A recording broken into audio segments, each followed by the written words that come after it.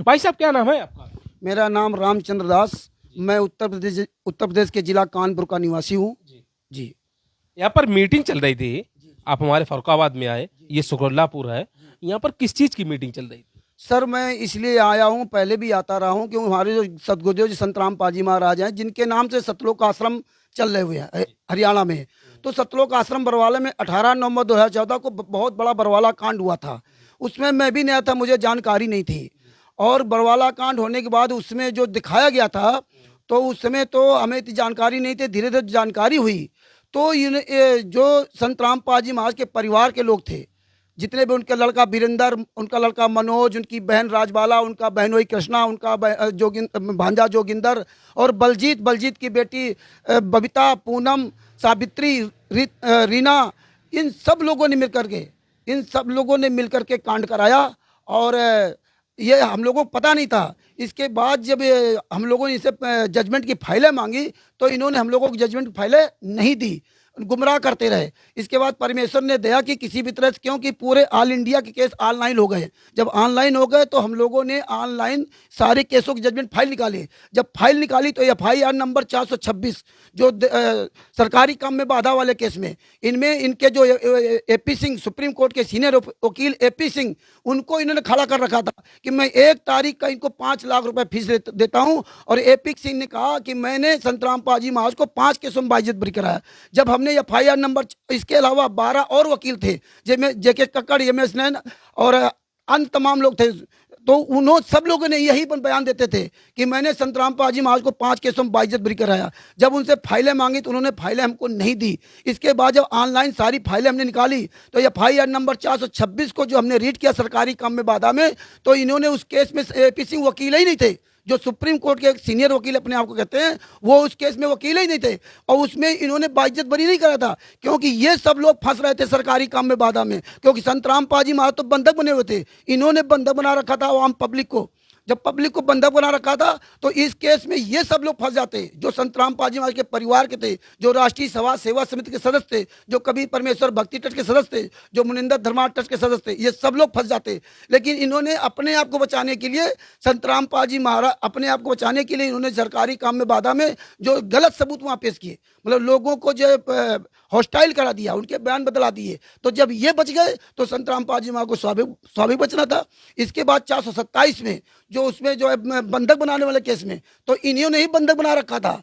और ये चाहते थे संत रामपाल जी महाराज सभी केसों में फंसे रहे, किसी भी तरह से ये बाहर निकल के ना आए। जब मैंने उस फाइल को रीड किया, FIR नंबर 427 को, तो उसमें सारा कांड इन्होंने किया था। और जब ये फंसने लगे, क्योंकि इन्होंने जो ट्रस्ट बना रखे कबीर परमेश्वर भक्ति ट्रस्ट, वो सब फर्जी, इनका किसी का नहीं नाम। संत रामपाल जी महाराज के नाम से कोई आश्रम नहीं, संत रामपाल जी महाराज के नाम से कोई बैंक खाता नहीं, संत रामपाल जी महाराज के नाम से 1 फुटी कौड़ी नहीं है। सारा सब कुछ इन्होंने कवर कर आप लोगों की इस समय क्या मांग है, क्या चाहते हो?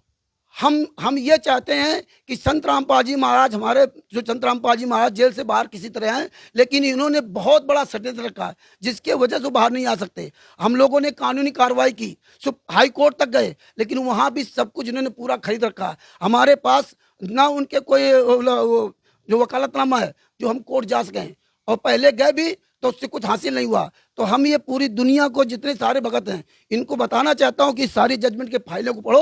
आपको क्या लगता है जो महाराज हैं संत रामपाल जी, वो दोषी हैं या नहीं है? सर देखिए, जब भी कभी किसी भी संत के खिलाफ या किसी व्यक्ति के खिलाफ कोई भी कांड दिखाया जाता है, तो उसमें क्या होता है, मीडिया क्या करती है, जैसे आप भाई लोग मीडिया लोग हो, तो आप लोग क्या दिखाते हो कि देखो इन्होंने ऐसा किया। जैसे संत रामपाल जी महाराज के बारे में दिखाया गया कि ये दूध से नहाते थे, बलजीत के बेटी बगता साथ हम बिस्तरी करते थे, और तमाम तरह के कारण दिखाए गए।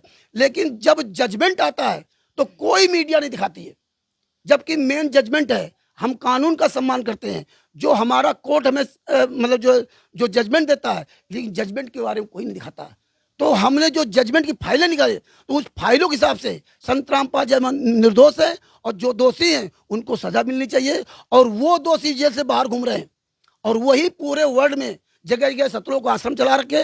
और अगर हम आप लोग कहीं आवाज उठाते हैं तो ये गुंडे पूरी टीम लेकर के हम लोग को मारते हैं। भाई साहब, अगर संत रामपाल जी अगर निर्दोष होते तो बाहर होते, लेकिन इस समय जेल में है ना। जी, यही मैं आपको बताना चाहता हूं कि जब 5 महिला 1 बच्चे की हत्या इन्होंने जो 28 गुंडों ने किया, तो आपका जो क्वेश्चन है आप अपने हिसाब सही बता रहे हैं, लेकिन कोर्ट भी सबूत मांगता है कि जैसे आप 5 महिला एक बच्चे की हत्या की और जो उनके लड़का वीरेंद्र, मनोज और बलजीत और उनकी जो बहन राजवाला, उनका बहनोई कृष्णा और उनका जोगिंदर, इन सब लोगों ने, महेंद्र भगोड़ा, अमित जो संतराम पाजी सगा भाई महेंद्र भगोड़ा, इन लोगों ने जब कोर्ट में बयान दिए कि मैंने इनको बांस के डंडे से मारा, तो कोर्ट ऐसे नहीं मान लेता। अब कोर्ट को सबूत चाहिए, लेकिन ना तो संतराम पाजी महाराज को लिखित बयान है और ना संतराम पाजी महाराज के द्वारा कोई बोला गया बयान है। जब बोला गया बयान नहीं है तो संतराम पाजी महाराज दोषी कैसे हुए?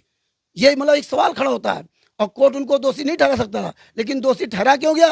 क्योंकि उनके लड़के ने बयान दिया था कि मेरे बाप के अनुसार मैंने 5 महिला बच्चे की हत्या की। उनकी बहन ने कहा कि मैंने अपने भाई के अनुसार कहने पर 5 महिला एक बच्चे की हत्या की। उनके सगे भांजे जोगिंदर ने कहा कि मैंने अपने मामा संतराम पाजी महाराज के कहने पर 5 महिला एक बच्चे की हत्या की, और जहाँ जो हत्या की थी वो कमरा दिखाया और 11 बांस के डंडे इन्होंने उपलब्ध करवाए कि मैंने इस बांस के डंडे से मारा, जो कि आज भी बरवाला थाना के अंदर माल खाने में जमा है। तो इस तरीके से जो मीटिंग कर रहे हो इससे क्या हासिल होगा?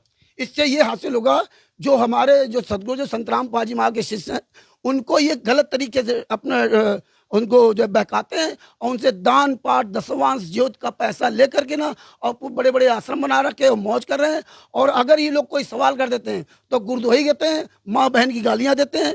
तो यही मैं पूरी जनता को बताना चाहता हूँ कि आप इनसे दूर रहें, इनको दान पाठ दशवांश का पैसा देना बंद करें। ये सारे जजमेंट की फाइलें आप पढ़ें। अच्छा, पैसा कौन कौन वसूल रहा है? पैसा जो संतराम पाजी महाराज का जो लड़का वीरेंद्र है, संतराम पाजी महाराज का सगा भाई